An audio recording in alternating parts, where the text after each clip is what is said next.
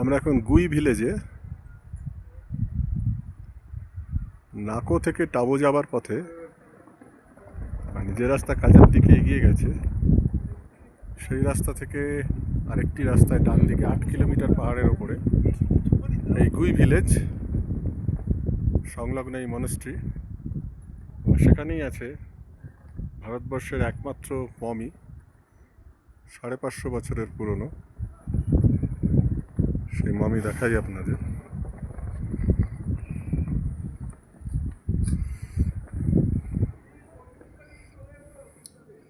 একটি মানুষ স্বেচ্ছা মৃত্যুবরণ করেন যার নাম সাংঘা তেনজিং। এই তার এখন ভারতবর্ষের একমাত্র মমির প্রতিরূপ, অরিজিনাল মমি। তার শরীরের হাড়, দাঁত এবং স্কিন দেখে আনুমানিক 1500 সালে 49 বছর বয়সে তিনি মারা যান। নাম ছিল সাংঘা তেনজিং। ঘটনাটি একটি অদ্ভুত। সেই সময় এটির অবস্থান ছিল এই তিব্বত সীমান্তের একেবারে লাগোয়া, ভারত তিব্বত লাগোয়া এই গুই ভিলেজে। যেখানকার লোকেরা স্করপিয়ন বাইটে মারা যেতেন খুব। হ্যাঁ, ঠিকই শুনছেন, বিছের আক্রমণে, যা পাহাড়ের তলদেশ থেকে আবির্ভূত হতো এবং গ্রামকে গ্রাম সাবার হয়ে যেত এই বিছের দংশনে, বৃশ্চিক দংশনে।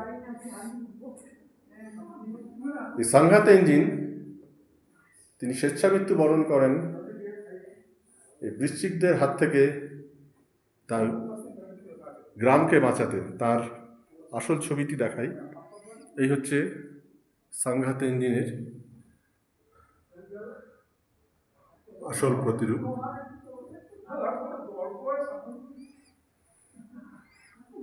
এবং অবিশ্বাস্য হলেও সত্যি যে তার স্বেচ্ছা মৃত্যু বরণের ফলে এই গ্রাম থেকে বৃশ্চিক উধাও হয়ে যায় এবং পুরো গ্রামটি রক্ষা পায়।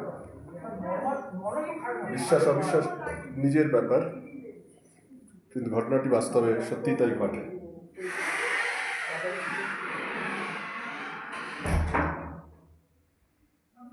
সেই সাংঘা তেনজিংয়ের মমি 550 বছরের পুরনো। তার মধ্যে এখন আমরা সেই ঘরের মধ্যে দেখতে পাচ্ছেন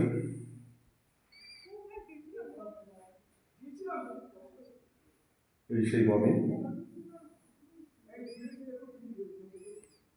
অনেকেই কাজাটাবো ঘুরে যান, কিন্তু এখানে আসেন না, জানেন না বলে। একদম কাছ থেকে আপনাদের দেখাই,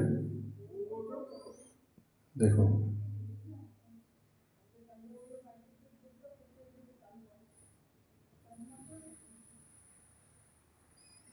তাই যখন এরপরে যে কেউ আসবে এই কাজাটাবো ভ্রমণে, লাল স্পিতি জেলা ঢুকতেই খানিকটা গিয়ে ডান দিকে পাহাড়ের ওপরে এই মমিটি অবশ্যই দর্শন করে যাবেন।